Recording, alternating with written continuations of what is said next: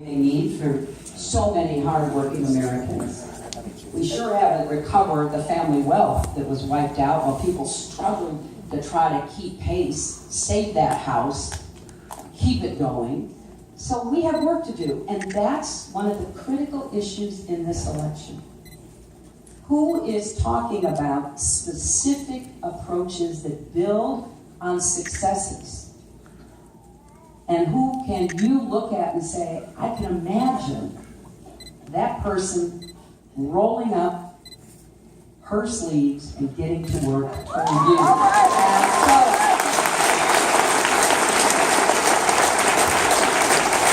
I've been putting out policies from the beginning of this campaign. I want you to know what I want to do, and frankly, I want your help and your advice. A president can only go so far. It really does matter what the citizens of our country believe and what we're doing together. Whether businesses will make investments to grow or not. Whether small businesses will get started or not. So here's what I've said. Number one, we need a lot more investment in infrastructure. Our roads, our bridges, our tunnels, our airports, our ports, our rail systems are not what they need to be. And that's not only great for putting people to work, it's going to make us more competitive and productive.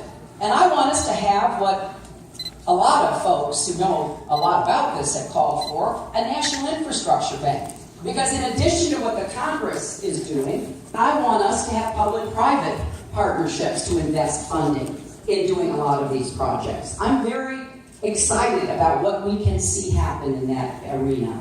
Secondly, I want us to do more to really build the manufacturing sector in our country. Advanced manufacturing, value-added manufacturing, is something that we can get more of if we change the perverse incentives in the tax code. Instead of getting benefits for taking jobs and exporting them and starting factories somewhere else, we're going to change those incentives. We want you to invest in America, start the factories here, put Americans to work.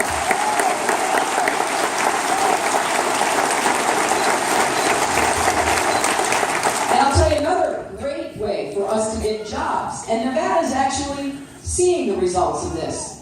First of all, we've got to combat climate change because it is real. Despite what our Republican friends say, I have to tell you, I do get a kick out of it. You can't help but smile. You know, every time one of them is asked, or all of them on a stage somewhere, you know, whether they believe in climate change, they all say something like, well, I don't know, I'm not a scientist. That is the easily most obvious question to be answered. Go talk to a scientist and actually listen. You can go to UNLV and meet some scientists who will help them understand why climate change is real. You can look out the window in Las Vegas and see snow, and you can realize it's real.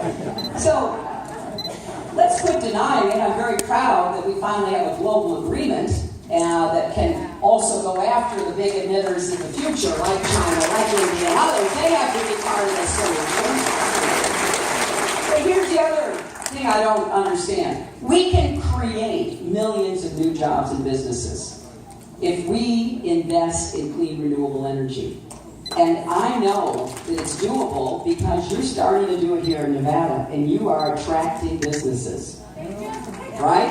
And you're putting people to work to build the products of the future. And I just came from Iowa. Iowa now gets 1/3 of its electricity from renewable energy, predominantly wind. 7,000 people in that state whose unemployment rate is below the national average are now working in wind. This is not some pie-in-the-sky deal. This is doable, and some nation is going to be the 21st century clean energy superpower. It's either going to be China, Germany, or us. I want it to be us. I want our innovation, our research, our technology to lead the way into that future. And I've set some big goals. I want us to install 500 million more solar panels by the end of my first term, and enough clean, renewable energy to power every home in America by the end of my second term.